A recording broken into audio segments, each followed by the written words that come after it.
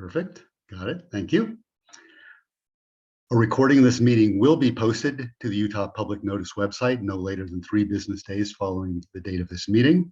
Written minutes will also be prepared of this meeting, and approved minutes will be posted to the Utah Public Notice website no later than 3 business days after board approval. Melanie can do sort of a virtual roll call by seeing who's on the call. So board members, just to remind everybody, are myself, Dr. Jennifer Norris, Dr. Matt Cliff, Dr. Katie Carlson, Dr. Lauren Heath, and Dr. Brian Zender. And we have Misty. Misty, your name is not on the list. So duly noted. Melanie will hopefully, well, you know what? I'm going to add it right now. So administrative work in real time, now completed. Melanie, sorry, my error, not yours. I apologize. Misty, I somehow missed you on the roster. If I missed anybody else, please do let me know. The Department of Health is being represented by Dr. Woolsey, and I have not seen Rich as of yet. Are you on, Rich? Rich is here. Great. And we have Melanie Shepard and Sarah Ponce working with us. Our council representative is not on this meeting, but is available if at such time as we may need council support. We welcome any visitors to our virtual meeting at this time. If you're logged into this meeting with a phone number and not a name, please type your name in as a comment or state your name now, or better yet, put it in the chat if you only have a first name basis so that Melanie can record that. If you do have questions during the public comment period, either raise your hand if you'd like to speak, or if it's a comment, please use the chat method. And please do identify yourself and your an organization you are formally representing, or just your own position, and if you're just your own self. As a courtesy to everyone participating in this meeting, at this time, we'd ask that you place yourself on mute unless you're speaking to the group. Board motions and votes will be recorded in the minutes, and we'll now proceed with the agenda. And it is now 9:04. Beat myself by a minute, which is, I guess the Olympics are on, so I'm feeling very time conscious, I guess. We're not measuring things in hundreds of seconds here, fortunately. All right, thank you for your attention to that less than interesting introduction, but a necessity. So with that, let me pull up the agenda.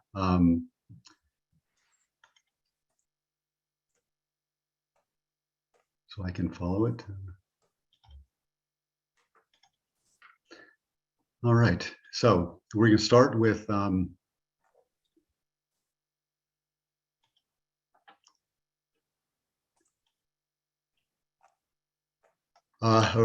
approval of December 2021 minutes. Is there any board discussion? We've had plenty of time, I know, to review this, but any last minute discussion? Barring none, we'll do sort of an assent. So anybody who will do assent by approval, anybody who either has a correction or does not want to approve, please do speak up. So with a show of hands, all in favor of approving, say aye.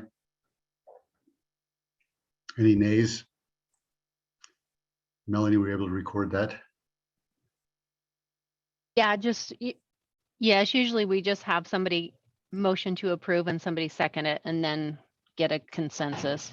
Yeah, that's why I said this is sort of a consent approval process. So you don't, there are certain areas where formality is required, but if there are any comments, certainly offer them. Okay, having heard none and unanimous approval, we will proceed.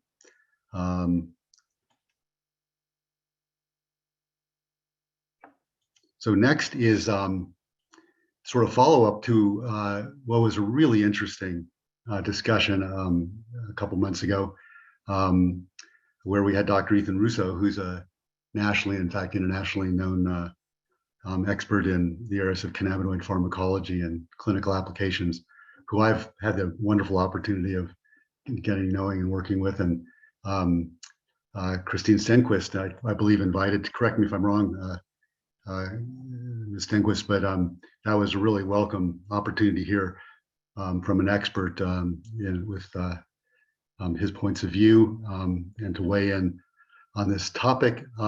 We've had since that time the opportunity as a board to review pretty much all the pertinent literature that we can find and was pointed in our direction, and to draft a position statement, to have it reviewed in several iterations by the board as well as Department of Health and Center for Cannabinoid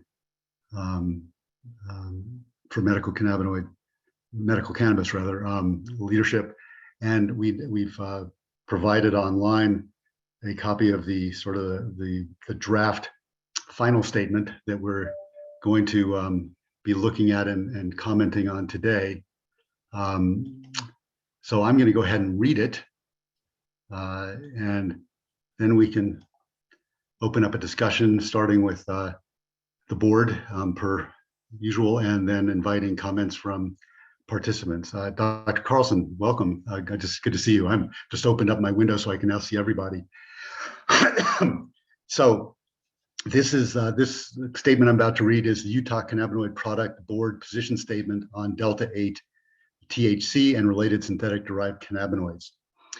The Utah Cannabinoid Product Board, the CPB, is charged with reviewing available research, literature, and assisting the Utah Department of Health and Center for Medical Cannabis in their efforts to provide useful treatment recommendations to qualified medical providers regarding the use of cannabis and cannabinoid products for treatment of certain medical conditions identified as qualifying medical conditions. Delta-8 THC is a psychoactive cannabinoid found in trace amounts in cannabis plants and readily synthesized from cannabidiol, CBD. Because concentrated, synthesized, or otherwise derived formulations of Delta-8 THC are available to consumers in Utah, in accordance with its charge, the CPB has reviewed available literature pertaining to Delta-8 THC, and the topic was discussed in an open public meeting of the CPB. Almost all of you, I think, participated, or at least tuned into that. Our conclusion, oh, and there's Dr. Russo. Hi, good to see you again. At this time, there is no evidence of therapeutic benefit of the analog-derived synthesized cannabinoids, specifically Delta-8 THC. Risks have been described by federal regulatory bodies and peer-reviewed publications regarding Delta-8 THC. Our conclusion then is at this time, we do not support any therapeutic uses of analog cannabis products. So that's our statement. I wanted to make sure there was plenty of time to open this up to public discussion. If there are comments from those tuned in, but I want to start with the board. The board has seen several iterations of this, and of course we wanted to refine the language and make sure it was completely comporting with our charge as a evidence review body that's supposed to evaluate evidence objectively, to the extent that there is evidence to review. And we believe we've done a good job in doing that and representing our charge as legislated mandated with that process. So we think this has been fair, good process with plenty of opportunity for input and evaluation of literature, as well as from expert opinion, as well as public opinion, and have come to this conclusion, we think, fairly and objectively. So we'll open up this to discussion, starting with Dr. Heath, Lauren Heath. Good morning. Thank you everyone for putting together this statement and incorporating everyone's thoughts. I just wanted to, I personally liked the draft we had before in the last paragraph where we had the statement that there was insufficient evidence to support or refute the medicinal use of Delta-8 THC and related synthetic cannabis-derived products. I thought that approach was kind of consistent with how we have written our previous statements. So I favored that form as final conclusion for our overall position. I'll just take a moment to describe why we moved away from that language to this language. And even though we have used that language with regards to conditions that are already approved for cannabis, this is an exception in that this is not a cannabinoid product found in the naturally occurring substances that are being created as products in Utah through the agriculture department. And there is no specific condition that we were evaluating potential evidence.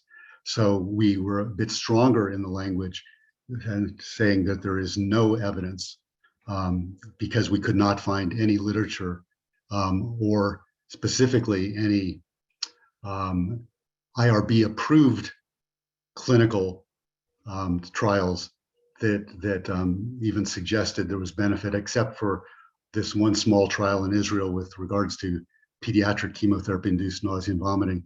But there was no statement of IRB approval in that. And then again, it's a very old article, and it didn't really speak to the kind of synthetically derived components that are or products that are out there and for public consumption now. So we're a bit stronger in our language with that, and simply wanted to be very concise and clear and not leave any sort of waffle room whatsoever. So simply, there is no evidence, and thus we could not support use of this, period. So we've just tightened it up a bit, Lauren, and that was our motivation. But thank you for bringing it up, and your opinion, of course, is important, and we can come back to that. If other people feel the language is not good, we can come and create another iteration over the next few weeks. I see, let's see, anybody else on the board with their hand up? I do not see. So in the absence of that, I do want to turn to Dr. Woolsey and Mr. Oborn-Rich. Did you want to weigh in, qualify the statements I made? You were very helpful in this process as well. We wanted the Department of Health as well as the center to have the opportunity to weigh in, which you did, and I'm grateful for that. Did you want to add anything before we turn to public comment? Sure. So one thought I was thinking through is just I think it's important that the statement and it does this. But one thing I want to emphasize is that there is an assignment that the board received from the legislature to make recommendations regarding cannabinoid products and whether they actually have effectiveness in treating qualifying conditions. And so I believe this statement sticks with that purpose. And I think it's easy to go beyond the purpose. And so this sticks with that. And Lauren brought up just a slightly different way of addressing the issue and issuing the statement. And I'd leave it up to board members to deliberate if they feel that should be modified. I feel like either way would be fine. It sends a similar message. Lauren's phrasing does stick with the prior way that we have addressed issues, but I understand, Dr. Fine, this is a slightly different issue than those other position statements that the board has made regarding qualifying conditions and their effectiveness of being treated with medical cannabis. Well, I'm flattered. I gotta say, I'm flattered by Lauren's approval, because the language that she had stated is actually the language that I initially drafted, and the feedback I received from the board and from Department of Health literature, our leadership, led me to modify my language to comport more specifically, as you said, Rich, with our formal charge, and not to overplay my hand, if you will.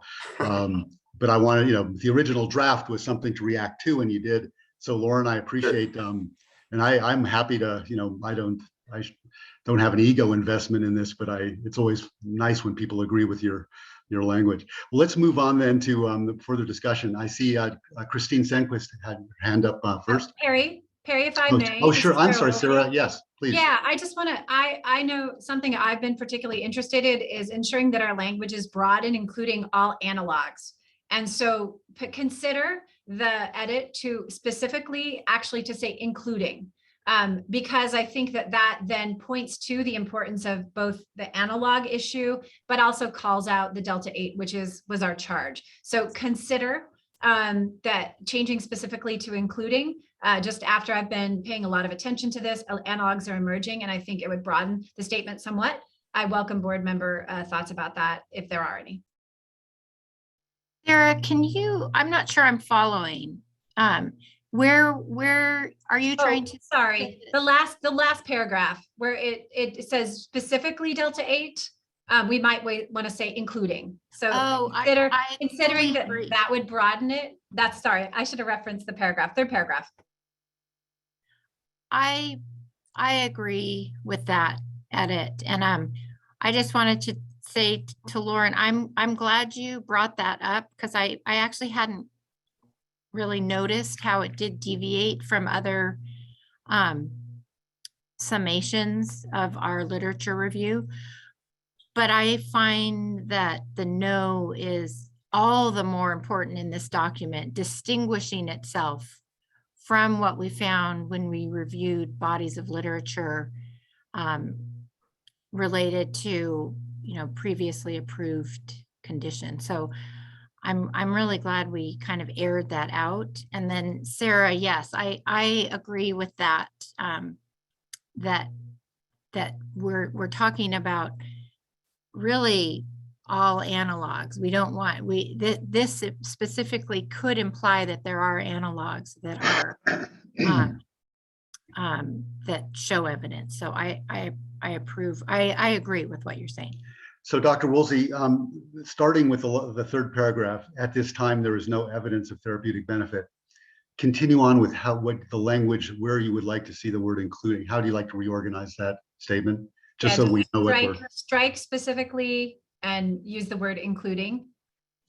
Okay. And then I do think the next sentence is accurate in terms of risks described by federal regulatory bodies. Delta 8's gotten quite a bit of attention. I think that is accurate. And then the final sentence, I think, concords. So I think it flows all right to just strike specifically and replace with including. Thank you for that clarification. So now we know what we're looking at, and we'll go forward with this process. Christine Senquist, please, your hand is up and love to hear what you have to say. Thank you, Dr. Perry. Dr. Fine, I really appreciate the opportunity to speak in front of the board again, and thank you for this statement. I just wanted to express too, because I know we have a lot of companies in our state who may feel affected by this particular statement. And I know that we're trying to be cognizant of their situation too. I think I wanted to just make it clear from the patient's perspective. What we're asking for is to not put the cart before the horse. We would like to see some standardization practices in place and see what the hemp industry can actually give us. I'm not saying that this completely needs to be shut down, but I think what you did today was show that we need to move cautiously. If we are concerned about this being a medical program and patients are using this herb medicinally, we need to be aware of what that means. So I truly appreciate the statement. I'm so grateful for Dr. Russo's participation in this, providing the position statements that he provided to the board. And I just want to make sure that he has some time to offer a statement too. So thank you. I appreciate this. I do have one question. How can we as the public, as the patient organization, better support you as a board so that your input and your value is being definitely considered as part of an intricate role in our program? I just want to make sure that the health department isn't being ignored on their stance on things. Thank you. Ms. Stenquist, thank you very much for those important comments. I'm going to certainly let Dr. Woolsey and Mr. Oborn weigh in. From the standpoint of chairing the Cannabinoid Product Board, I really am grateful for your concern that the input we provide, which was the mandated by the legislature in the creation of this program, is that we serve a function. We're all volunteers. We spend lots of time on our own time, and using hopefully our expertise and as scientists and clinicians to provide responsible input. That's pretty much the extent of what we are authorized to do. And so what hopefully advocacy groups and others who are interested in one way or another can use these statements to arm themselves with the efforts that I think are authoritative, in that they come from people with credentials who are experienced and qualified to review science and come up with these sorts of conclusions, to use that for whatever purposes you so choose, including lobbying or advocating before the legislature, because ultimately the legislature and through the Health and Human Services Committee and then appropriations committees make decisions about funding for support of the kinds of work we do, including funding for research or evaluation of these sorts of things, but also of the rules by which the center has to operate and qualified medical providers and the pharmacies operate. So we can give these recommendations and create them very strongly worded, but you're right, they can be, as we're an advisory committee in a sense, we can be ignored. So your attention to this is critical, and thank you for it. I With appreciate that, Dr. I Woolsey. just wanted to Sure. ask one more thing. I'm sorry, as a follow-up. Sure. Our organization was in a meeting with the Ag Department last Friday, drawing their attention to the concern on this. They told us that they don't support or push for any particular thing, and that we needed to bring the situation to your board, which I felt like we did the appropriate process. I feel like we've worked really well with the health department to understand what is expected as far as engaging with each department. What happens now if the health department does offer this as their statement, but we know that industry is working with the Ag department to continue the Delta 8 into our medical program, not just taking it from the marketplace that is at currently, but putting it solely into the medical program? Where do we go from there? That's my concern, I think, at this point. And I just wanted to make that a public record, because it is still concerning if that's what we're telling the public, is that we don't believe that there's efficacy, but we're going to put it in our medical program. I am worried about, and several of my patients are on the line right now who have very sensitive systems, and I'm still concerned. So I thank you. I just wanted to make that as a public statement that there is still a concern from the patient's organization. While this body has made a supportive statement, in our opinion, to go a little slower, I would like the rest of our state to be aware that we need to still address this issue. And I'll yield. I want to make sure there's time for Dr. Russo. Thank you, Dr. Perry. Fine, I appreciate it. We appreciate it. Rich, I'm going to turn to you to respond to Ms. Denquist's points, because this is sort of now sort of a political, social process rather than a science evidence process. But we hope to use this to inform the legislature to make responsible decisions on behalf of the public and the public health. How does that now, Rich, get translated in that sort of way? Yeah, so one thing I think that we emphasize is that the Cannabinoid Product Board, in their opinion, is but one factor that legislators consider. It's a big factor that they consider in decisions that they make, but it's not the only factor. So as Christine pointed out, some of these other factors that they consider, there's economic factors, there's public safety, there's public health. So we, as the Department of Health, we try to share resources and information so that legislators, policymakers can make educated decisions. We share our information with the Department of Agriculture, our sister agency, and then also with lawmakers. And then in the end, like Dr. Fine pointed out, lawmakers do make the final decision about these items, but we feel strongly about using the value of our members of the Cannabinoid Product Board to evaluate the studies that are out there to ensure that the science is understood clearly. And we know that there are many components of our medical cannabis program that exist because of political compromise, not because of scientific rigor. And that's just the nature of the program that's been created. And so I think the board and its recommendations do hold a lot of value in policy. And we would hope that they would continue to be considered as a factor in decisions that the policymakers make.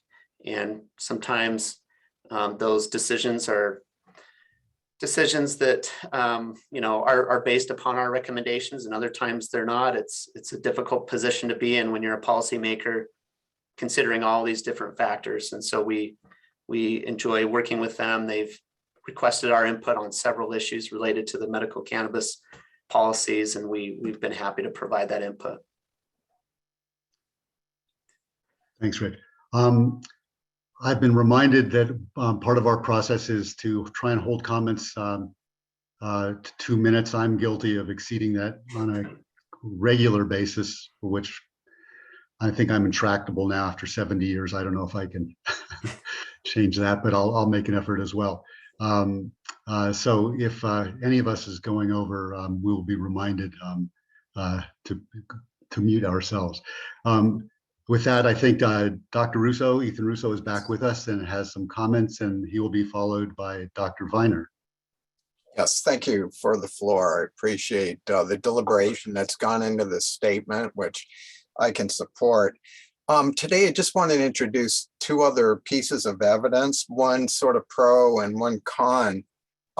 This is an article titled Delta 8 THC, Delta 9 THC's nicer younger sibling ?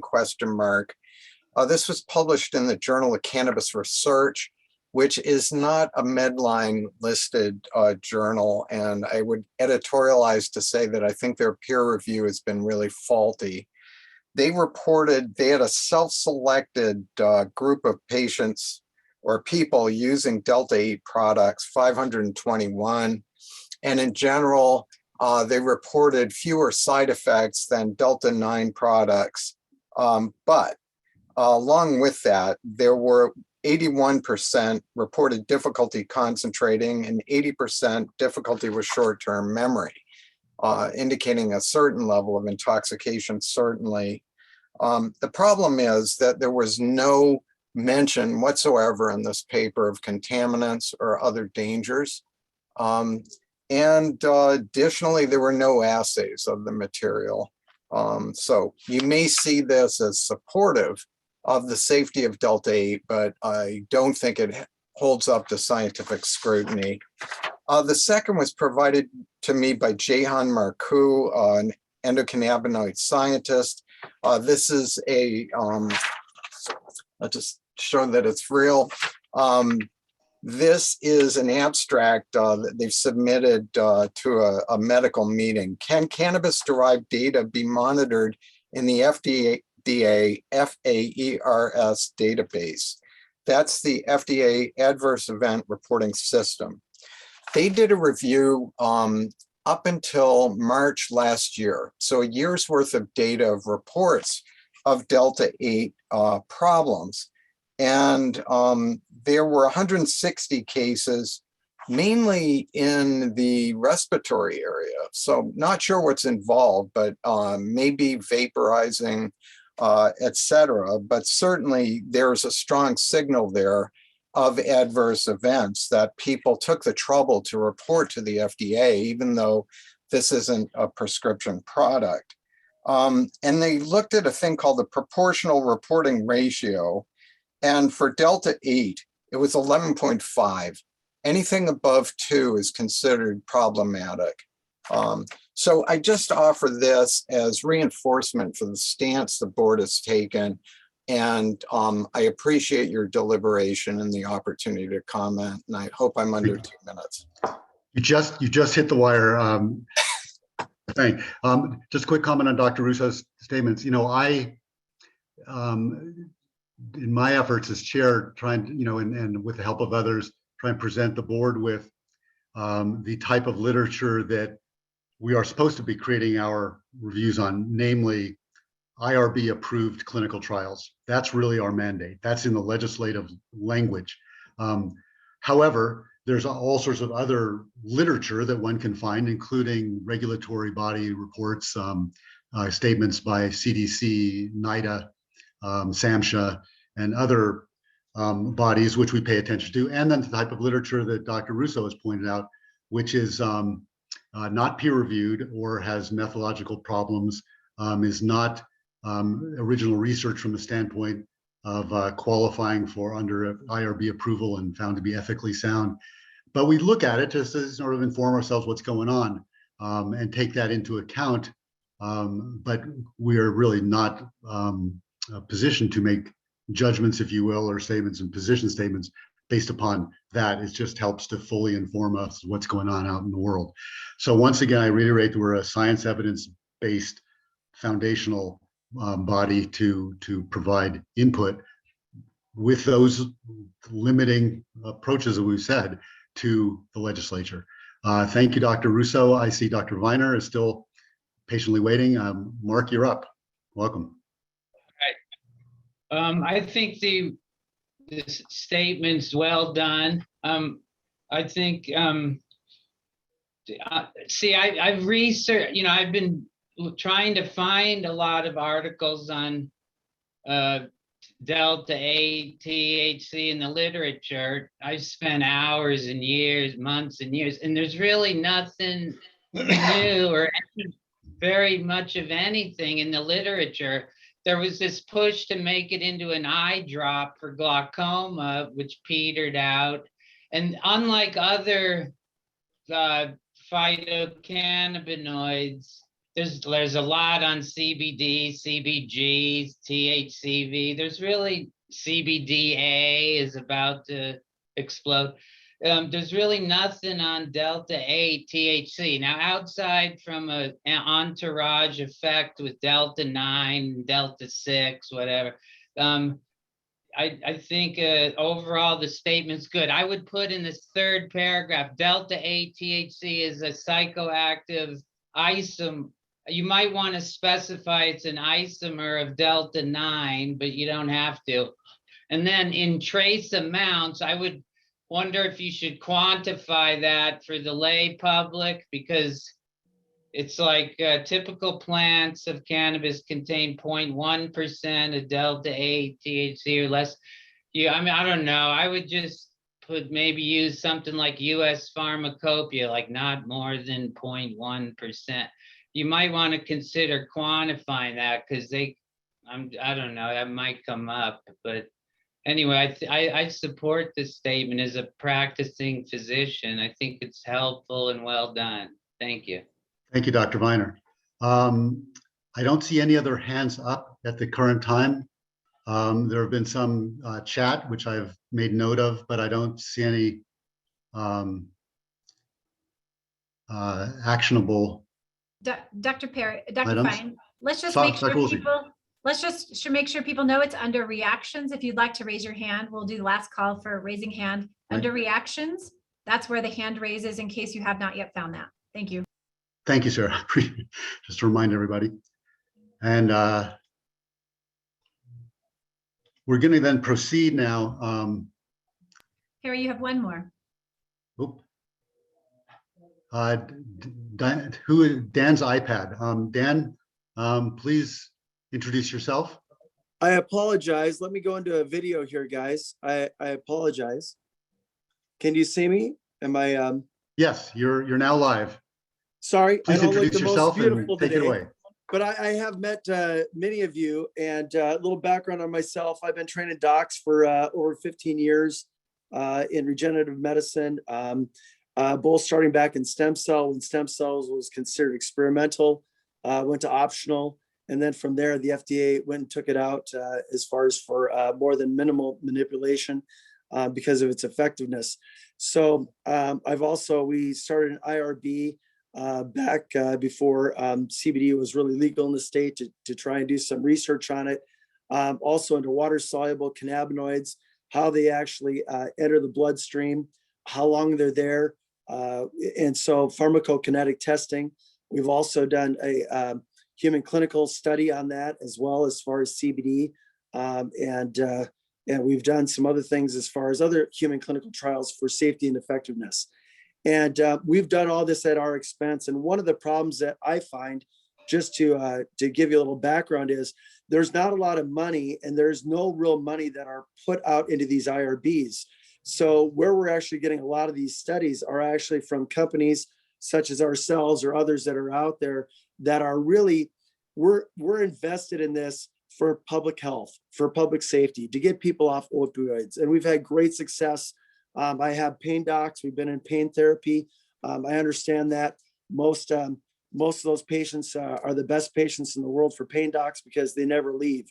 They're there every time to get their product. But I am concerned, and I do applaud the state, especially Utah, for taking the lead and jumping in and making sure the products are tested, that they're free from any contaminants. So I really love the program that we have.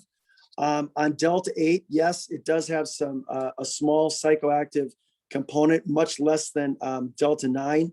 Dan, just let you know we're at 2 minutes. So do you have any comments specifically about the statement? Yes. Really so my question on that statement would be, is there room for that? And what are they looking at if we were to do an IRB with that information? What is there in that category for us to be able to do and implement in the near future for to get an IRB and or clinical study for safety and effectiveness on Delta 8 specifically?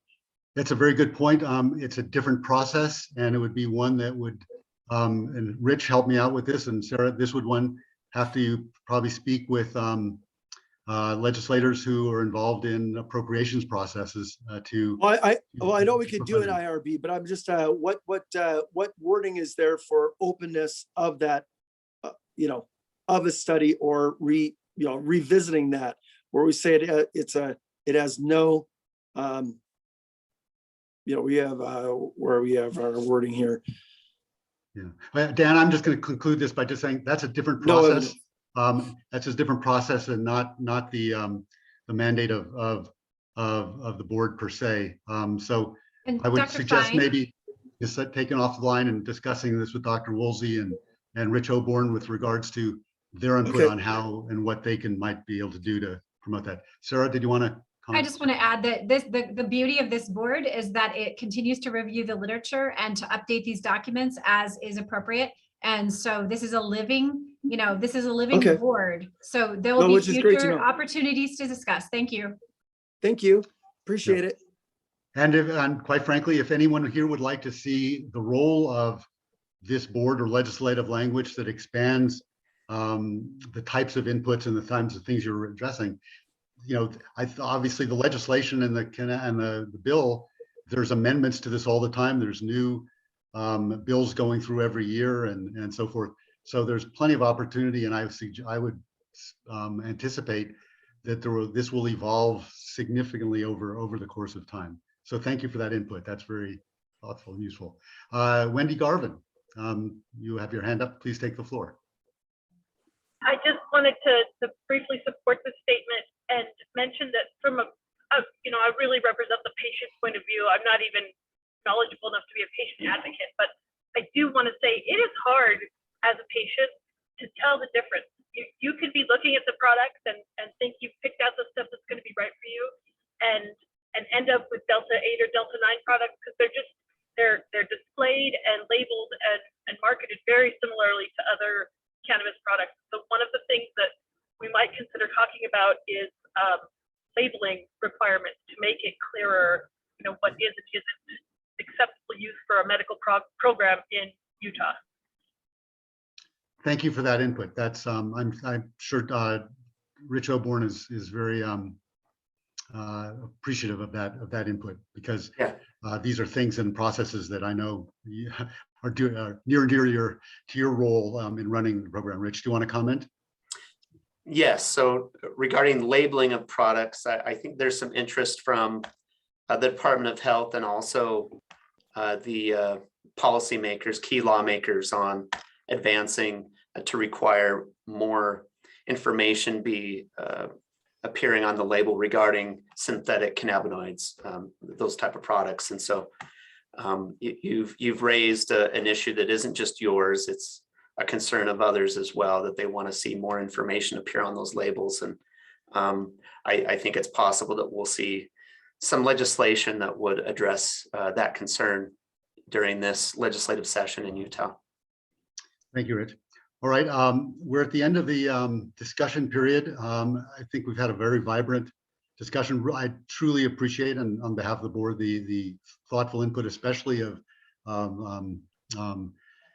both local and national guests. Thank you very much for helping. I would like now to request a motion from the board in one of two forms, either to approve, and we can then go forward with that, or we can have a motion to table and proceed with further discussion. But the motion to approve would include the language amendment offered by Dr. Woolsey, substituting the word specifically with the word Including. In the third paragraph, second line in the parenthetical preceding delta 8 THC. So that's what I'm asking for board motion, or if there's another motion anybody would like to make, please speak up. Dr. Smith. Dr. Fine, I would move to approve with the revision of Dr. Woolsey, the current statement. Okay, is there a second? I from the board? second. And please announce your name when seconding. Katie Carlson, Dr. Okay, Carlson. Thank you. Awesome. Is there any further discussion by the board regarding this motion or any other motion you would like to make? Hearing none, we'll take a vote with a raising of hands, and keep your hands elevated until Melanie Shepard states that she's been able to do an adequate count. So all in favor of the motion that has been seconded to approve the position statement on delta 8 THC and related synthetic derived cannabinoids with the amendment by Dr. Woolsey.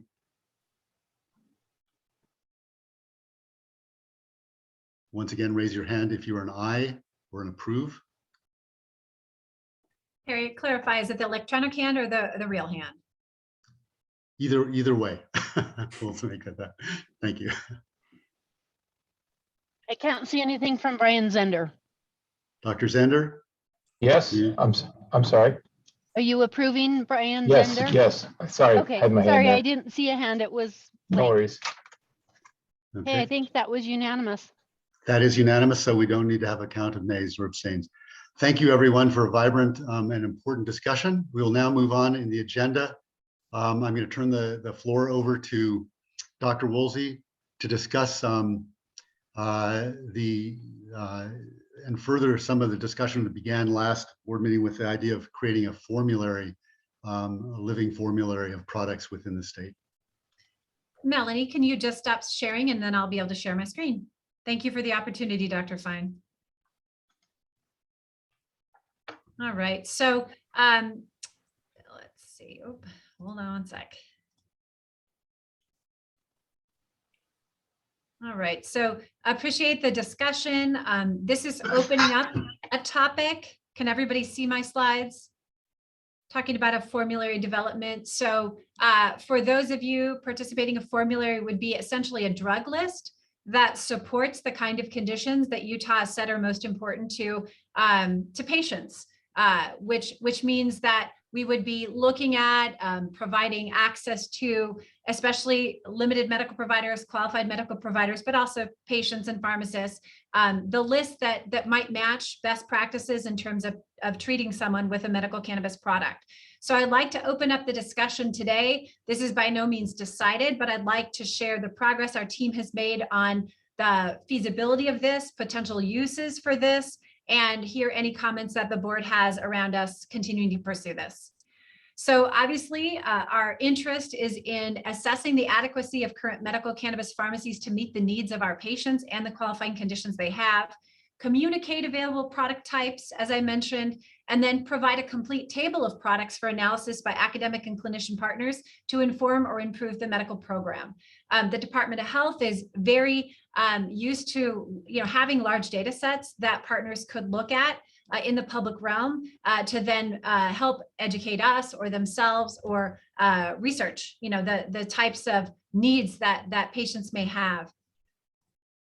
Are there any other reasons or thoughts folks have about the uses of a formulary and if there are additional use cases that we would consider? So I welcome the board's comments and or if someone can watch the chat for me or raise your hand. Can you see any other purposes of a formulary that would benefit our medical cannabis program and our patients and safety? Any thoughts? And I welcome anybody help me watch the chat or hands. Perry, are there any comments?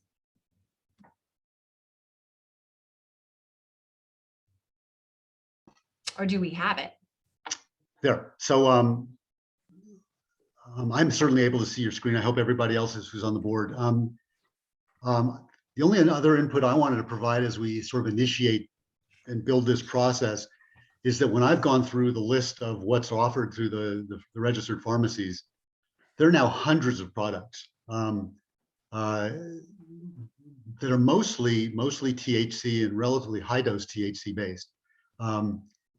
This really departs from sort of the normative approaches towards healthcare and medical practices, where there's a few products that at least have been found as safe and effective for any given condition, whether it's hypertension or cancer or what have you. We've got hundreds of products. I don't see, quite frankly, myself as how very interested, qualified, or limited providers could go through this list and distinguish particularly what they might want for their patient, and how, in the absence of any really empirical evidence, how anybody else could either. I think it makes it very confusing and difficult to find consistency in understanding what may work, what doesn't, what may be problematic, what may be helpful. So that's my thoughts as I've sort of looked at, done a deep dive into everything that's out there now, and how we can sort of simplify that and make recommendations so that we have sort of standard or uniform combinations of cannabinoids as they're measured in various doses, so that people can distinguish over the course of time what's obtainable, and especially how people who want to recommend cannabis for medical uses can find some consistency and cogency in any of this. Thank you, Other Dr. Fine. thoughts? Yeah, any additional comments from board members? All right, thanks for running that out. Sorry, Sarah, I had trouble. Yes, Katie, go ahead. Getting my fingers to work. So would this, I share what Perry is talking about. I mean, it's overwhelming, I guess. How would are you proposing in this formulary that that there'd be some culling of products? I mean, how would we get the horse back in the barn? Or am I conflating two things here? Yeah, I don't know at this time we have the ability to put horses in barns, but shed light on what current products are available and help the community understand potential gaps. So this would really be information that could be then used for various purposes. And I really think what you and Perry are talking about, the adequacy of needs, or it also could be that we ensure patient safety with the available products that Utah has. So at this time, we're not proposing any particular editing of that, but the first step is to have awareness of what it is, such that we could move forward as needed. Thank you. Yeah. I want to just let folks understand what the formulary data that's available. And, this goes to Dr. Fine's comments about concern for, confusion and that type of thing. There's a lot of information that we have available to us. And, again, if we move forward with this and choose to have the Center for Medical Cannabis focus on this as a priority, we can make this easier to use for various use cases. So the data for the formulary is directly from the labs. So the Aromatic Plant Research Center and the state lab entered into the MJ Freeway information system. They're added after they're sent from a medical cannabis processor to a pharmacy. So the data is very current, updated regularly. Obviously, we're talking about plants and various agricultural growing cycles. So we know the plants do vary somewhat in their components. But we do feel good about the data sources and the currency of them on any given time we might run the formulary. These are the data elements that are available. So the product names, categories, what pharmacies they are available in, the processor, and then you can see here, we've discussed cannabinoid profiles as being important. And these are the things that agricultural regulation ensures that are reported. So these are the things that are available in the data elements. And just to show an example, this would be a particular product. You can see its name, how it's available, what pharmacies sell that, who processes it, and then you can see the breakdown of the components. So a lot of information available. We are lucky to have some very talented data scientists on our team that can help us with these large data sets. And we feel confident that we have an ability to communicate this information on a regular basis at this time. Any comments, Perry? Was that you? The only comment I actually want to make is watching the chat. I would respectfully ask all those who are participating in the chat to maintain some degree of respect and civility in their comments. I think we've stated time after time what the charge of this board is and what role we play in accordance with within state law. And I would just simply ask people to be very respectful of the time that we spend in volunteering to do that, and at least respect one another with civility. Thank you. Any other specific comments with regards to Dr. Woolsey's presentation? The use of the term formulary is not a fixed term with specific meaning. It simply is an opportunity to list the products that are currently available, to determine if those products actually do meet all patient needs based upon evidence-based recommendations that this board has made. What we've discovered, just to let everybody who's listening know, is there's a big gap. For instance, in the treatment of chronic pain, the literature and the evidence-based literature and studies and patients' reports have shown that certain combinations of cannabinoids may be in fact predictably more effective than others, and especially relatively low dose THC combined with other cannabinoids, including cannabidiol. Those products don't necessarily exist within the pharmacies, and people are paying a lot of money. From a consumer standpoint, people are paying a lot of money, and they may not necessarily know what they're getting or know what they're getting for their money compared with other products. So this is a way of creating transparency and an open platform for people, both health professionals and recommenders, as well as consumers, to understand what in fact is out there and what they're getting for their money, and if it comports with the best evidence in science for efficacy and safety. So that's what we're trying to do with this, and again, in concert with our charge through the legislature. And Department of Health and the Center for Medical Cannabis has separate sort of charges and activities through this, but that's where I think this board interfaces with this process. Have I adequately stated that, Dr. Woolsey and Rich? Great. So, Yeah. Rich, makes anything sense? you want to add? Good. Okay. Can I Oh, well comment done. too? Here, Dr. one Wilson? second. I'll be done in just a second. And welcome our board and then folks to comment. Just last things. So, really this is a sort of beginning an open conversation about this. Our team wanted to see what we can do and what's reasonable. And we welcome ongoing dialogue from the Cannabinoid Product Board on utility of this and things that might be valuable to the charge that we have in your as your partners. So just consideration would be frequency of data refresh, types of data display, if the goal is that it's easy to consume by patients or clinicians as they look at it. Do we want it to align with Cannabinoid Product Board recommendations, as Perry mentioned? How do we ensure that we have the kind of products that would align with our evidence-based recommendations? Obviously, we want the information to be acceptable to pharmacy partners.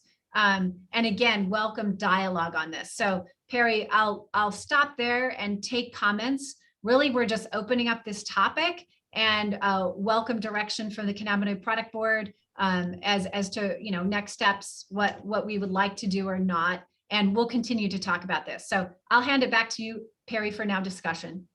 Okay. Please, if you want to weigh in, please do raise your hand. I see Dr. Cashin again at the top of the list. So go ahead, Russ. If I just by first name, we can address each other by first name. It's easier. That's fine. Thank you, Dr. Fine. So I appreciate this opportunity to share my experience a little bit here. I'm not so sure about formularies. In fact, I would say no at this point. One of the things I've noticed in the presentation, Dr. Woolsey, is that you focus primarily on cannabinoids. There are a whole other load of plant constituents available, especially terpenes, that create a whole different profile, whether they're included, what formulation they're included. I've been teaching medical cannabis through Dixie State.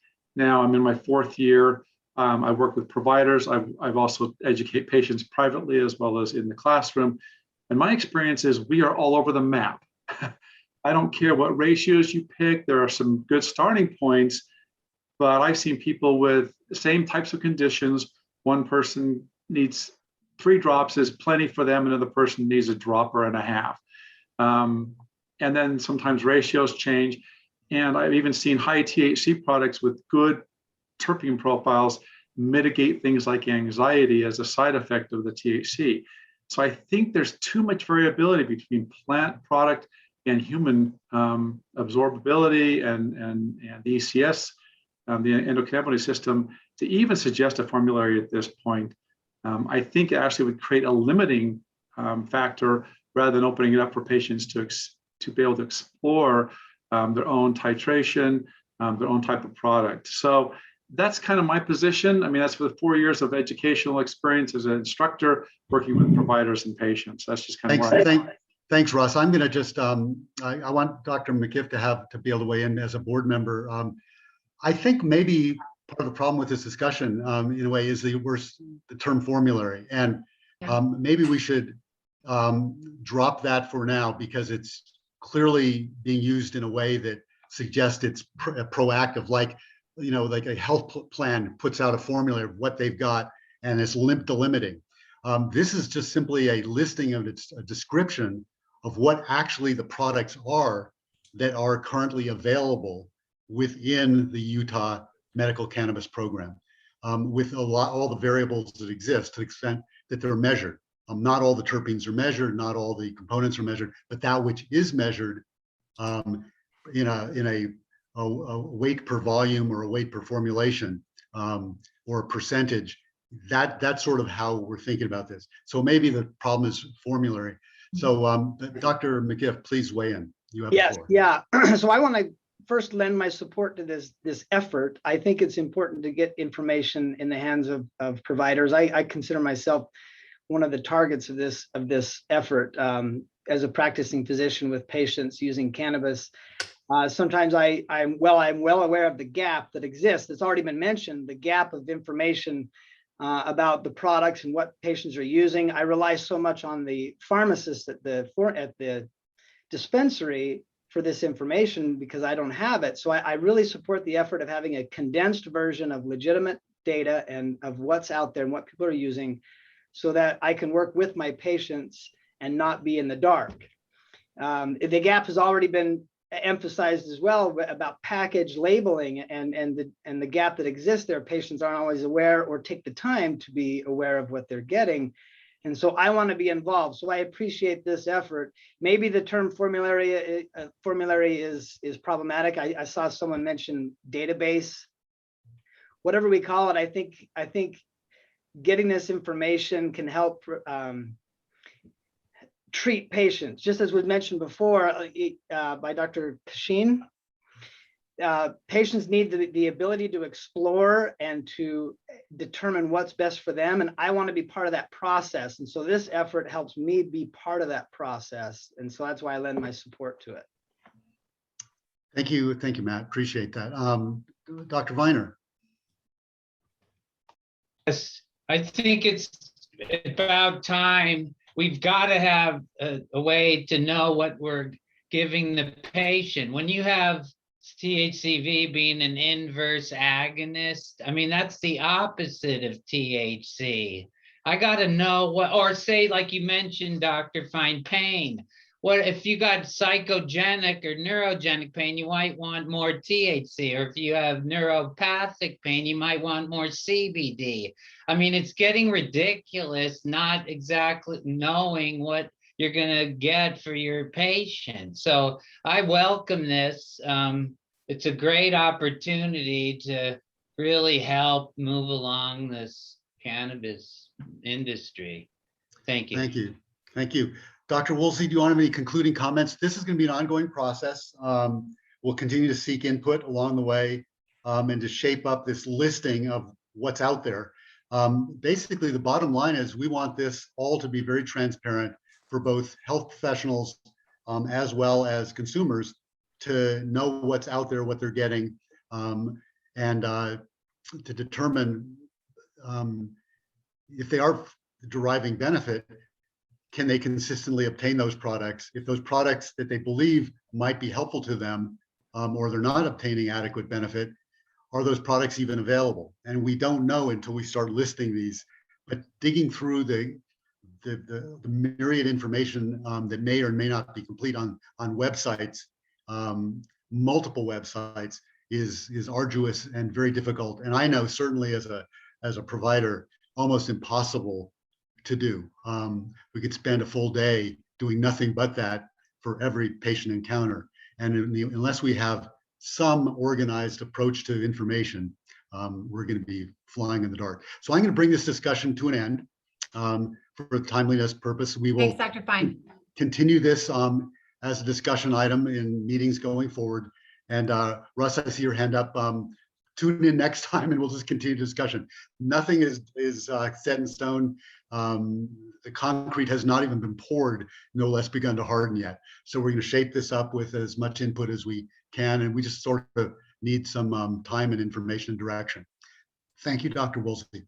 We're now going to move to discussion of sort of a review of what's come to pass as yet and what may be on the horizon with regards to the Utah legislature that's in session now by Rich Oborn. Rich, please take it away.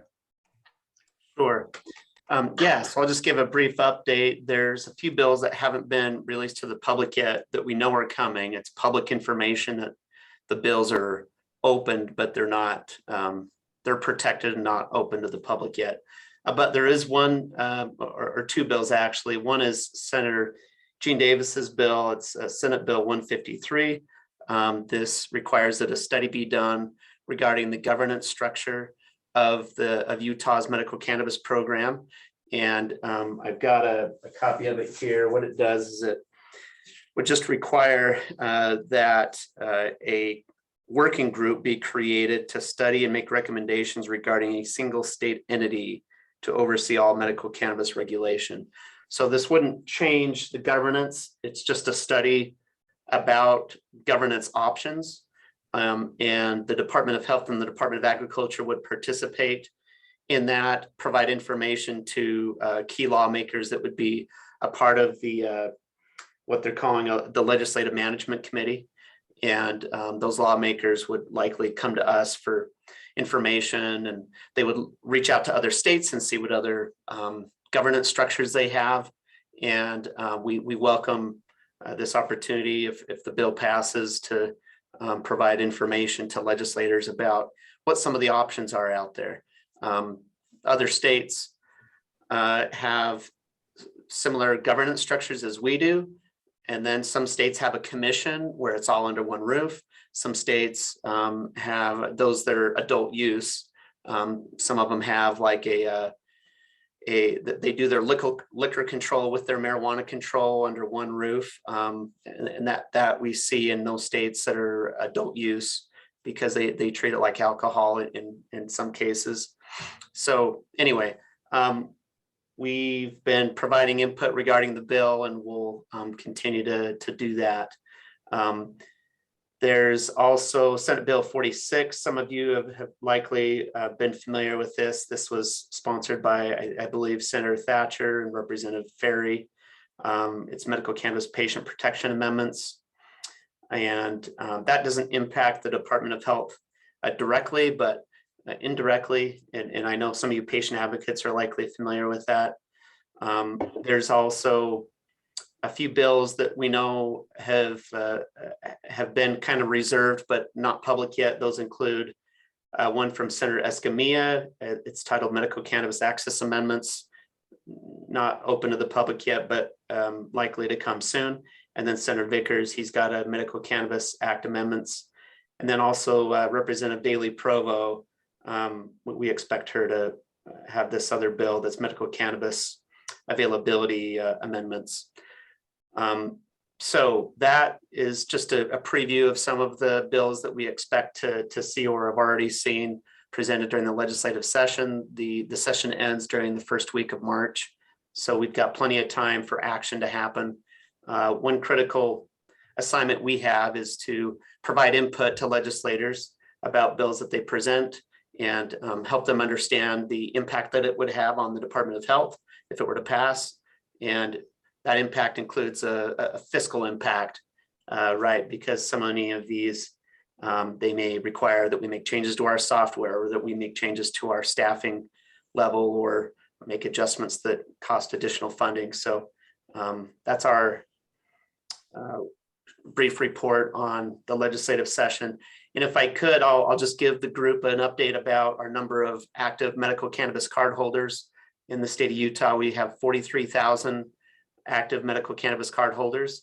And we did an analysis not too far back, and we found that there's a 70% renewal rate of those that received their medical cannabis cards beginning in March 2020 and ending in September 2021. Of those who had the opportunity to renew their medical cannabis cards, 70% chose to go forward with that. And then there have been some legislative changes, I think, that'll even increase that number. One is that the period of issuance of a card, of the initial card, has extended from 3 months to 6 months. And so that will likely have an impact of increasing the renewal rate, just because patients won't have to renew their cards as often. And then also there is the limited medical provider program that we've talked about briefly, but that's been launched. And we expect that potentially to have an impact as more and more providers who don't want to make medical cannabis as a primary part of their practice and are okay with limiting their recommendations to 15 patients. They're able to do that now in our program. And then also we just launched the healthcare price transparency tool for medical cannabis patients. They're able to go on the state auditor's website and compare some prices, and they're able to rely on reported information from the clinics about whether or not that particular clinic accepts insurance. And then if they don't accept insurance, there's a estimated price. And on that website, we're hoping that patients go there to compare prices and potentially to save some money if they find a price that works for them, and they'd want to make sure that that provider is someone that they would trust and do some research about that particular provider. And but we feel like that will help patients just be better educated about the options that are out there and not feel like they're locked into having to go to one provider that they just happen to hear about on social media. But I think it gives them just a few additional options. So that just gives you an update from the Department of Health as well. Any questions?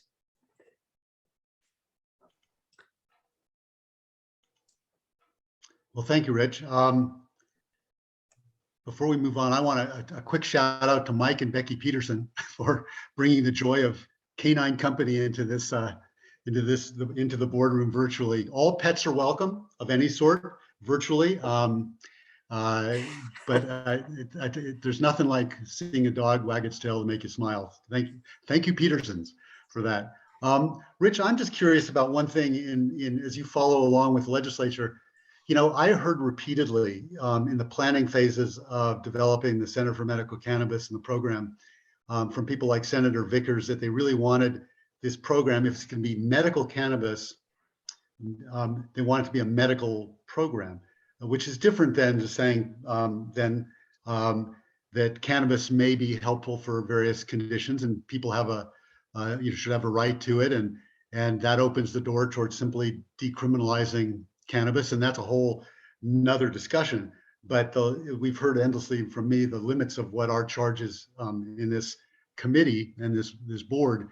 But in thinking about this, the legislature's intent to make this a medical program, the typical practice of medicine incorporates standards of care, which if you don't follow those standards of care, you're subject to sanction, if not malpractice and so on.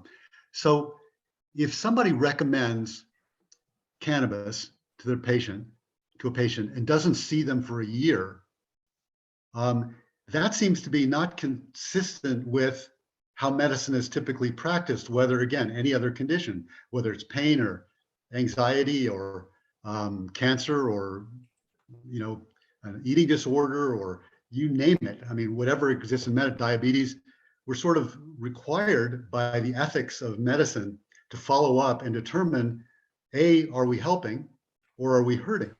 Is the blood pressure under control? Is it out of control? Have we overshot and we're subjecting people to you know, losing consciousness every time they stand up and falling and, you know, hitting their head? I mean, all the things that can happen when people start taking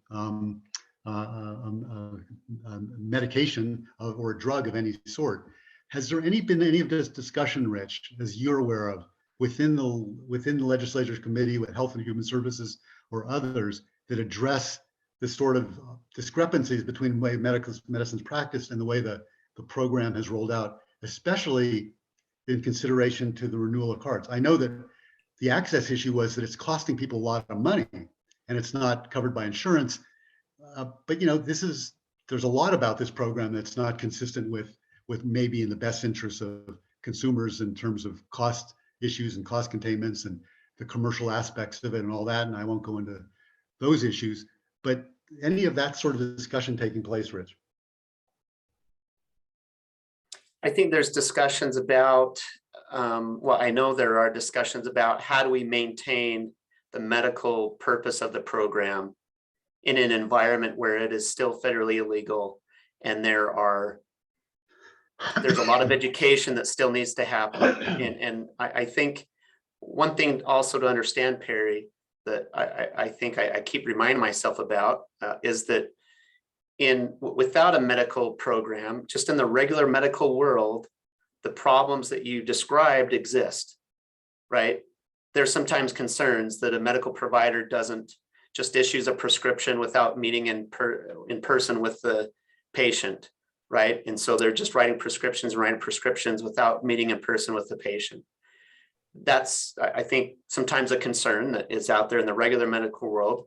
And I think that continues in the medical cannabis recommendation evaluation world, where we have certain laws that are in place, and over time those laws have been reduced a little bit based on input from patients, I think, and also providers about how it should operate in the medical cannabis program. There's a lot of discretion, a lot of authority that's just deferred to the provider and the patient to work things out between them. And there's a lot of trust that's given to that provider. And I feel that over time, as we collect data, maybe there'll be some things where we feel like there's data that suggests that we should tweak something and create something that we think will help us maintain that medical purpose, or will help us just ensure that the patient is actually benefiting medicinally from this, rather than just making it something that it is just, you know, a hoop to go through, right? And not used medicinally, unfortunately, in some cases. So yeah, the nature of this program, I acknowledge, Perry, in many cases, it gives the ability for the patient to choose their path in some ways. They still have to do it with the approval and under the supervision of a medical provider and a pharmacist. We rely heavily on those providers and pharmacists that participate in the program. And we are in the process of educating them. And I think over time, we can learn how to reach them even better. And that's one reason why we want to do the, for lack of a better term, the formulary project, is to help find something that could be useful to providers out there as they try to do no harm to their patients and still help them in their journey to get the best treatment they can. Thank you. You know, certainly over the course of my 40 years of career, there's been a significant, in my view, long called for need to move from medicine being paternalistic to being patient-centered, and having, you know, people, you know, who become patients because they have this relationship with a healthcare professional, be actively involved in their care. But from the legal standpoint, as soon as they, and the ethical standpoint, as soon as a prescription is made or recommendation is made, there's this connection then and a sense of accountability to that healthcare provider. And so it just strikes me as sort of odd that we're maybe speaking out of both sides of our mouths. We're saying we want people to take full responsibility for their health along with their healthcare provider. But if something goes wrong or if something doesn't go right, it's all on the healthcare professional. And we should have been better informed, or we didn't know, or we didn't have a list of the products, or we didn't know what we're getting for our money, or, you know, whatever the case may be. So I think part of our role as a board is to, again, be more transparent, as fully transparent as we can be, partly as to understand and have an interchange with the legislators who are interested in this, and have this ongoing dialogue. And Rich, I really appreciate your keeping us and helping us be informed about what's going on. And personally, I wish there was more opportunity, and this is maybe towards Christine Senquist's statement, there was more of an opportunity for active engagement between the legislators and those individuals, some of whom are on the call, who are not on the board, obviously, who have spoken up about what's fact and what's fiction, and what's useful and what's maybe not useful, and what's political versus what's medical, and what's science versus what's hoped for and wished for. There's a lot of gaps there that could be filled in. Wendy Garvin, I saw that you had your hand up. You put it down. If you had a statement, feel free now, or we're going to go ahead and move on, as I see no other hands up. But my statement was just, you guys were talking about the how a doctor would normally do follow-up visits after prescribing something, and I want to make sure that you're clear that even though we have QMPs as required by the state program, we don't just give up our old doctors, right? We have doctors that cover all of our medications, right. And any patient who's being upfront with their doctor is including cannabis in their list of medications and treatments. And so right. I think that assuming that the QMP is the only person who can do follow-up care or monitor our medications is really underestimating our MDs with their many years of experience. Right, great point. I see in my patients, those patients who are using cannabis for medical purposes, maybe getting it from other sources, but I'm doing what you just said. So I appreciate your comment. There's the problem, as I see it, just to sort of fill in some of the commentary around that, is that there's no evaluative program in the state. We have no idea. Yours might, my patients might, maybe everybody is, maybe Dr. McGiff's are, we just don't know. Representative Ward this last week at an appropriations meeting was requesting an appropriation to do just that, to develop a program, an evaluation program, determine what actually is going on with determining whether there are net benefits, net harms, whatever is going on, utilization review and so forth. All mindful of privacy and protecting patients' rights under HIPAA and all that, which is certainly a given that the usual ethics would prevail. But all of this can be done in anonymized way where nobody's rights or personal private health information it remains protected and so on. So Wendy, thank you for that. If let's go with first name basis, as I said, with all due respect. All right, we're now going to have Sarah Ponce talked about the proposed schedule for evidence reviews for the upcoming year, because of the main body of work that we do is review what is new in the literature, what's evidence there might be that would either support further or not the cannabis for medical indications for specific conditions that are currently authorized, or requests by others, including legislators, for us to review potentially additional conditions. So Sarah, please take it away. Yes, thank you. As some of you know, we are currently working to have a research pharmacist contracted with the Center for Medical Cannabis. And the primary goal of that research pharmacist will be to review the guidance documents that the board has created and to ensure that we have the most up-to-date data and evidence used in those documents. So we haven't finalized the contract, but hopefully it will be done within the next few days. So on the screen, you will see a list of the documents that need to be reviewed for this year and our estimated review schedule. Are there any questions?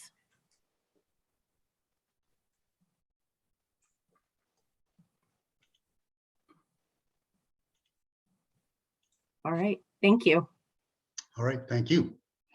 I'm now just going to take a moment to let you all know, this is really mostly for the board, but anybody obviously who is interested in cancer and cancer pain specifically, which continues to be a very large scale public health problem because cancer is so prevalent and pain is such a significant component of the cancer experience, especially as it moves towards advanced stages, metastases, and end stage. That Dr. Dan Odell has reviewed that, presented this in October, November timeframe, Rich, I can't remember exactly what, but towards the fourth quarter of 2021, and is working on creating a summary statement of his presentation that then the board will review, will get public input, we'll present this as we have other recommendations and so forth. But I just wanted to let you know that ball has not been dropped. It's just Dr. Odell has many things on his plate and he's actively here, tells me that this is clearly on his radar and he's going to get this to us in short order. So hopefully within the next meeting or two, we'll have that to distribute, to review and comment. Beyond that,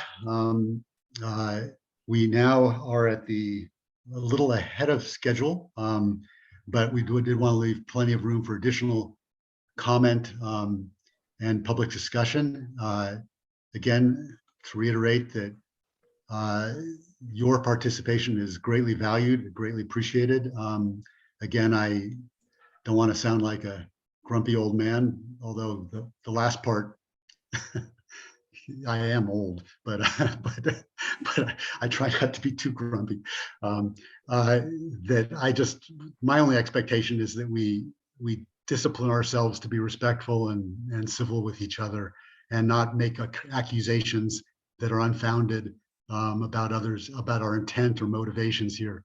I will share openly, our motivation is to be transparent and inclusive and value your input and commentary.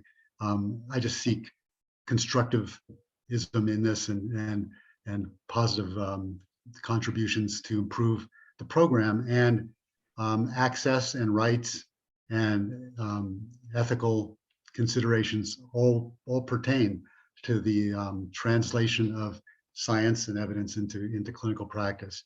So with all that in mind, I'm going to open this up to further discussion by using, once again, go to the the reactions or chat, or not the chat rather, but the reactions function, and raise your hand. And I'm going to turn it over to Melanie to call on people and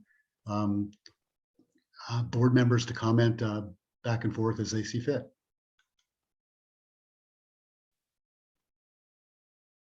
We have Emily Tucker has her hand raised. Emily, the floor is yours.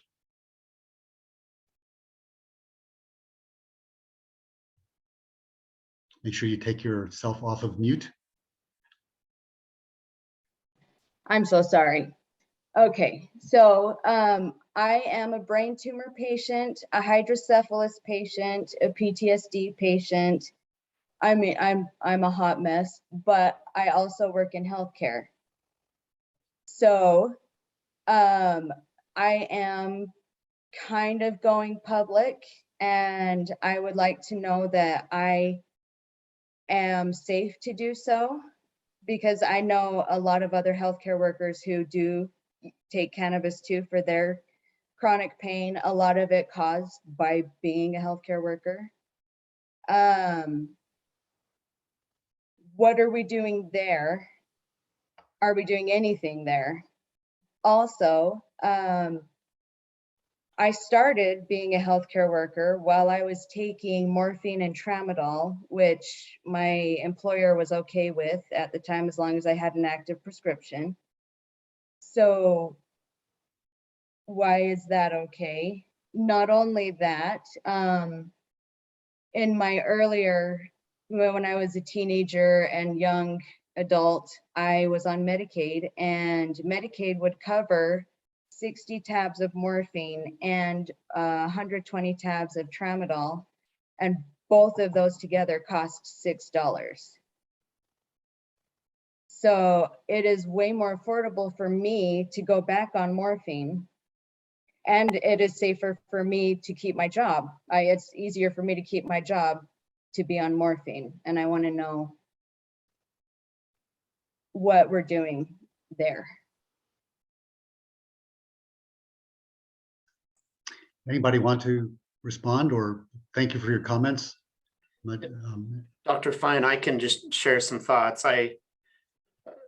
Your situation is frustrating. I can understand why it's difficult to feel like you can depend on the type of medication that you feel treats your condition the best, but then you work in a medical industry, right, where sometimes the employer isn't willing to work with that, with a federally illegal drug. And I think one thing to keep in mind is that one reason we're all here is because the federal law still needs to be adjusted. It's long overdue, and so I feel like that's something that people can do, is contact the federal representative to ensure that there are changes that happen at the federal level, and so the states can have some flexibility, and so product can cross straight state lines. There's nothing that would impact the price more than product being able to cross state lines, right? Because then we'd be able to import product from some of these other states that have had programs for so many more years than we have. That would make a big difference. But I think I'd also state that there are state lawmakers who are willing to listen to some of the concerns that you brought up. And there are things that they might be able to do about some of the concerns you expressed about your employer not being able to, or not being willing to allow you to do what you want to do with the medication that you've chosen, right? So I know patient advocates have reached out in the past, and you can continue to reach out and combine forces and work on your interest in changing the law as it relates to private employers' ability to restrict their employees from using medical cannabis in Utah. So as a state, we're not doing anything in regards to those? I wouldn't say there's nothing that's being done. I think there's some lawmakers that may agree with you, and there's some lawmakers that disagree with you, just as there was with the original medical cannabis policy legislation, right? There's some that agreed and some that didn't. Some voted for it and some didn't. Also, I think it was Dr. Fine who had mentioned risking your license to recommend cannabis and having to follow up on that. I know that when, you know, as a hydrocephalus patient and having undergone countless brain surgeries, my memory is not the greatest. So while I was on morphine, there would be times where I would take it and then 30 minutes later, I'd still be in a lot of pain, but I couldn't remember if I had taken the morphine or not. So I could either risk taking another dose and overdosing or not taking anything and staying in a lot of pain. With cannabis, that's not so much of an issue. So that statement kind of, I just would like more on that if we can. More statement on why do you feel recommending cannabis can put a patient in more danger than morphine, or in an equal amount of danger? Because they were kind of compared similarly, or not morphine specifically, but opiates. I don't know how the opiate part of this got in. We're really not discussing opiates here. This is not our purview. Certainly, there are issues with opiates that are obvious and problematic. The cannabinoid program is sort of independent of that. And my statement was about there are and should be and need to be, and standards to protect patients, and also give direction to providers to remind them of their responsibilities. If I provided insulin to a patient and didn't see them for a year who had diabetes, that would be the end of, and probably the end of their life and the end of my career. Same with an opioid, same with chemotherapy, with antihypertensive drugs, you name it. It's just dangerous. It's just not, in anybody's interest. I was sort of asking Mr. Oborn from the standpoint of his interactions with the legislature, if there was any of those sort of similar discussions with regards to the cannabis program. We certainly know there are great problems with our health delivery system. There's a lack of continuity. There are a lot of disparities. Socioeconomic issues do affect quality of care. Sarah Woolsey, as a public health professional, can probably speak a lot more to that than I can as a practicing physician in a different dimension. But we know there are tremendous disparities and problems with the practice of medicine and healthcare in this country, both in terms of not only your personal finances, but also what you look like or how you represent yourself to be. And these are not problems we can solve in this committee, but we're certainly aware of them in the context in which we practice. But I was simply wondering, how is it in this program we can at least try and live up to the aspirations of patient-centered care, but also having those health professionals you interact with meet their responsibilities under the standards and the conditions that normative medicine is expected to do. So that was really, Emily, the discussion about that. On opioids is a completely separate issue and worthy of great discussion, believe me. No, for sure. All righty. Thank you, Emily, for weighing in. I see some other hands, but I'm going to turn it over to Melanie to referee the discussion. You give it to me, huh? Yes, ma'am. Kyle is the one that had his hand up first. Hello, can you hear me? Yes. All right, I guess I'll turn on my video. So I am actually a hemp processor. I own my own laboratory here in Utah. And to me, there's virtually no difference between hemp and marijuana. Botanically speaking, they're the same. So here's my question. And I've proposed this to Rich before, and maybe Rich can bring some enlightenment on this. So currently in Utah, we're having a problem with prices, availability, different things like that. So there's been several companies that have popped up under hemp licensing that have begun to put THC-rich product that is now available over the counter. I've seen product that contains Delta 9 THC upwards of 15 milligrams per serving. I'm also seeing analogs and homologs of THC, whether it be THCO, HHC, Delta 8, 7, what have you. And so my question is there's been a lot of discussion about staying within the bounds that the federal law has put in place. However, UDAF in particular is essentially facilitating the distribution of THC-rich product over the counter. What is being done in order to make sure, one, that those products are safe, first and foremost? Many of those products contain Delta 8 synthesized from CBD. The other thing being is, if we are supposed to, as a state, have a state legal medical program, how is it legal that these products can then get out onto the shelves?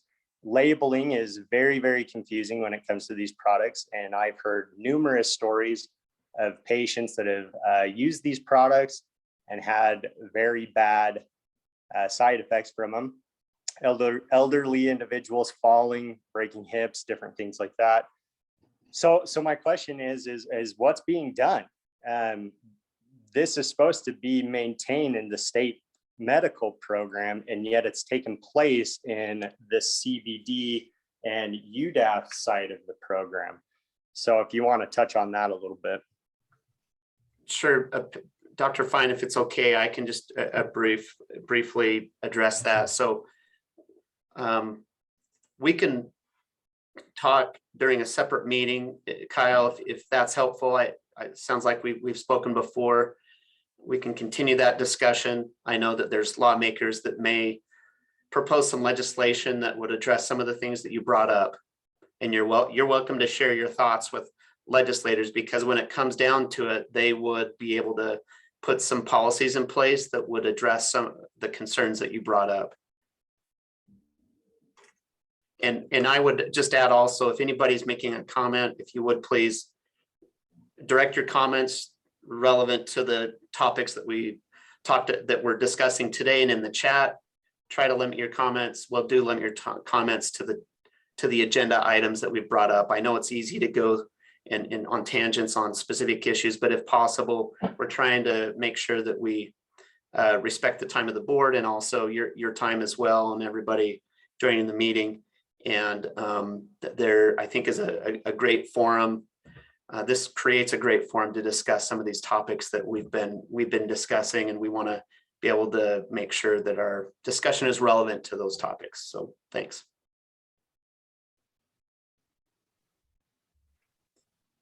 So Christine Stenquist is the next person with their hand up. Just wanted to thank the board for their work in this, and wanted to express to the patient advocates that are here with me that this is part of the process, is attending these board meetings, having the dialogue with the board about these topics is how you can affect change. So I just wanted to say thank you. Rich, you and your team have gone out of their way to be very informative to my group, and I'm very grateful for that. Dr. Perry Fine, it's been a pleasure, and I'm just so grateful that you guys are here taking comment and trying to work on something that's best for the public and patients. Appreciate your time. Thank you. Okay, That's very the nice. next is Russ. Yeah, thank you. I just want to also thank you for the time today, for letting us comment. I do appreciate your statement on analogs. I really support that. When it comes to the formulary, I come from the perspective of nutritional psychology. I'll look at plant-based treatments for mental health as well as physical health. And I have not only educational experience, but also personal experience in that area. I just appreciate the opportunity to share today, and thank you for your time. Thank you. We'll go to Dan. Could you give me your last name to put into our minutes? Yes, it's Schmidt. And I was just wondering, is there a board, or is there a way to help with education in what we're doing here as far as with the board, or or help in other manners. There's some things that there's others that have some expertise. I wrote a little note in the chat about what the difference is between a water soluble product, a distillate product. When it's an edible, if you take like D8, when that goes into the is absorbed into the stomach and the liver, it creates another enzyme. So it's 11-hydroxy. So it's completely different, breaks down as a different cannabinoid and has a different outcome. So, I mean, there's a lot that's out there for medical providers. And we've tried to do a lot in training because really a lot of times you don't need as much as we're putting into a product. So truth in labeling, if you have a 25 milligram gummy, the efficacy of that 25 milligram gummy, as we've tested, is only about 6 to 10%. And so the rest is either eliminated the body or stored in fat. And so any amount of THC is in there can actually be stored in the fat. And over time, we accumulate that. Where a water soluble product is actually bypassing that, getting into the bloodstream, breaking the blood-brain barrier very quick and utilizing it. So you don't need as much. And that's something that a lot of patients don't know. And so we're getting these super high milligrams. And so it's very difficult for doctors and patients. And I totally believe in what we're talking about in truth and labeling and making sure what's there is labeled, whether that's a terpene factor along with a cannabinoid content, whatever it may be. But it's very hard for doctors or for patients to really know what they're getting and what kind of outcome to expect. And so there's nothing really across the board that's very easy to go into a pharmacy or any over-the-counter place and grab a product and know how it's going to help you or not help you. So is there something that's being done with that, as you talked about on the previous conversation, as far as talking a little bit more about what kind of formulations are in those products and how to educate Someone doctors from the and board like to answer education? that? Perry, if I can, I can just, I'm not a board member, but I can just share generally, there's some laws in place that already require that information show up on the labels, and there's interest. I know there's interest in expanding that to even require a little bit more than what is currently required. And so we'll see where that interest leads. You're welcome to contact legislators about your interest to see that more information is made available to patients as they purchase products, either on the label or made available on a website, because sometimes it's difficult to fit a lot of information on a label, right? Very small containers most of the time. So maybe something that you're describing might be more applicable to something that would appear on a website. So in order to require it, it requires that the legislature make that mandate. And there's always this balance between government requiring too much and not requiring enough, right? It's a difficult balance to make in any policy, including medical cannabis policy. So I think that those are some ideas of what you can do. Thank you. Thanks, Dan, for your comments. Okay, is Appreciate it Corinne? Not quite sure how to pronounce that. Oh, It's Shireen. Shireen. Mhm. Can you hear me? Yes. Go. Hi. You have the floor. I am a medical cannabis patient, and I just wanted to say thank you to everyone that's here. Thank the board and the participants.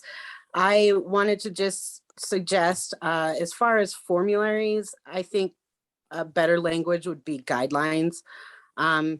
That's just my input.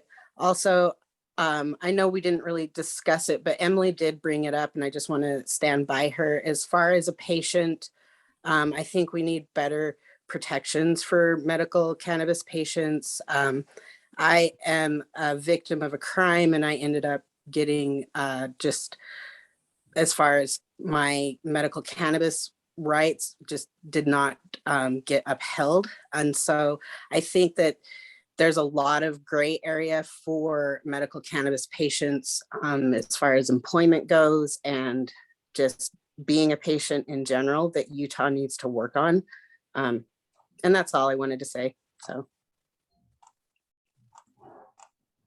Thank you. Dr. Finer, you're next.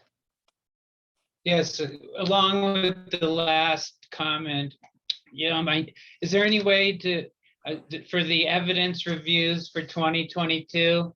It seems like there's an awful lot on pain, like 4 months of pain, and where we already know it's approved for pain, basically.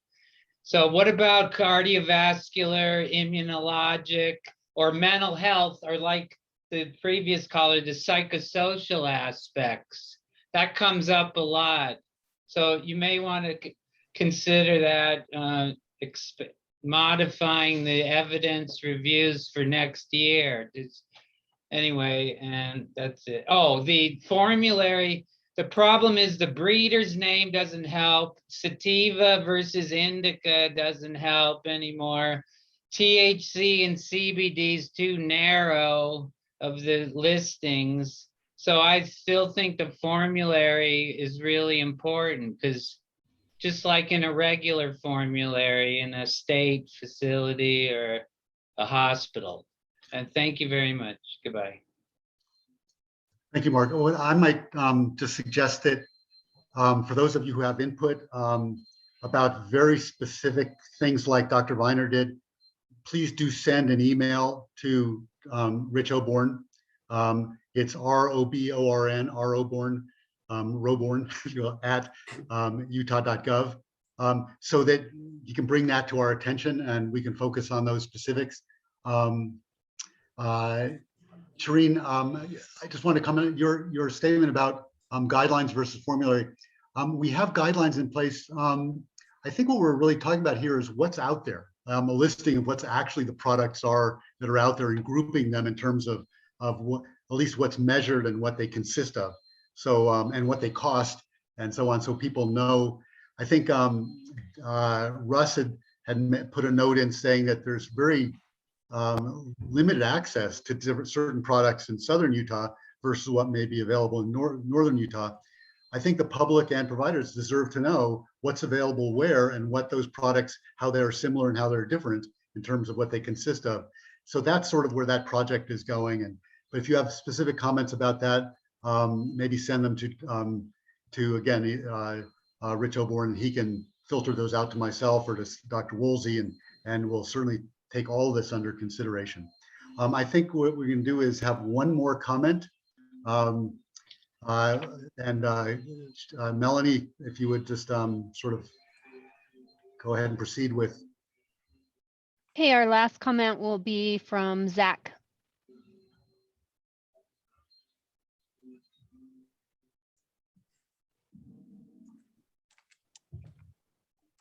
Hi, my name is Zach King. I'm a patient, have had chronic pain and PTSD. And just one of the obstacles that I've had is just the accessibility of my monthly allotment of 4 ounces of flour and 20 grams of concentrate just being outside of my financial reach. And then also I went to the pharmacies when I did get flour or concentrates, and I'd ask for a certificate of analysis. Those are few and far between, and most of the time it's not tested, or it's very limiting. And so as a patient with a very limited income, I work very hard as a plumber to make my living. And if there's anything we can do to help bring costs down and also test for terpenes, test for flavonoids, and just all these different things that could really be beneficial for my knowledge to know where I can put my money and what's worth my time and what's efficacy for my mental and physical and just overall balance. So appreciate your time. Thanks, guys. Well, Zach, I really appreciate your comment. I think you articulated sort of the issue better than I could in sort of my formalistic position as the chair of a board. I think you brought the issue forward exactly as it needs to be, which is people need to know what they're getting, what they're paying for, what's in them to the extent we know. We don't know what the effects are going to be on any given individual and can predict that.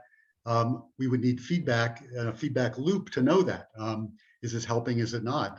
If it is, how and why and for what specific type of circumstance? Chronic pain is a very complex, not single condition. Just like we say the word cancer, cancer is a myriad of different conditions and diseases, and with it, and as it expresses itself with all sorts of different signs and symptoms and illnesses that go with it. So if we start lumping stuff, we are likely to fail a lot of people along the way. One size doesn't fit all. So we need to know what it is that we're doing and what are the consequences of it, so that we can be more selective and specific in making recommendations along the way.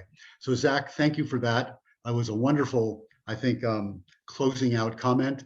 I think it's always good to pause and say if there's a moment of angst, if any of this commentary has caused anybody serious anxiety or concern that we're somehow, not comporting with our mission and our charge as defined by the legislature and the law of the land, want to address that, either speak now or think about it and send a note to Rich Oborn. Again, our intent is to be fully transparent and make this useful to all Utahns. That's the bottom line. Could I just make a quick comment, Dr. Fine? Sure, please. One little point I think that's come up in the chat is concern about there not being providers in rural areas, and that is a concern of the Department of Health as well. And one thing the legislature did is they have expanded the ability to recommend medical cannabis. They've made it so that it's not just limited to the 850 qualified medical providers that are registered in the program. They've expanded that, and I understand for some of you it's not enough, but there is some movement on expanding the program, allowing, there's 21,000 plus licensed MDs, DOs, APRNs, PAs, and podiatrists throughout the state of Utah. And some of those, not many of them, but some of those are located in rural areas. And they can each recommend to up to 15 patients. And Dr. Woolsey has been, just last week, she did a webinar and she educated some of those who are interested in just learning more about medical cannabis recommendations by someone that is just one of the 21,000 medical providers that hasn't gone through the training yet, but just is curious to learn more about medical cannabis generally, the medical cannabis law, and then the ability to recommend medical cannabis to up to 15 patients. We understand some patient advocates would like that limit not to be there, but it is what it is. It's limited to 15 for any medical provider. Any of those in those license groups with controlled substance licenses are able to recommend. So that was, we believe, a major expansion in the program.